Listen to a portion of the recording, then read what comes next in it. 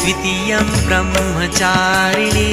तृतीयं चन्द्रघण्टेति कूष्माण्डेति चतुर्थकम् पञ्चमं स्कन्दमातेति षष्ठं कात्यायनीति च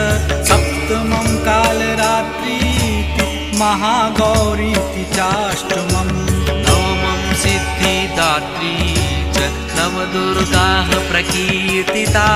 उक्तान्येतानि नामानि ब्रह्मणैव महात्मना अग्निना दह्यमानस्तु शत्रुमध्ये गतो रणे विषमे दुर्गमे चैव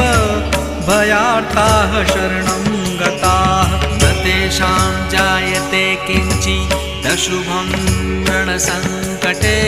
नापदं तस्य पश्यामि शोकदुःख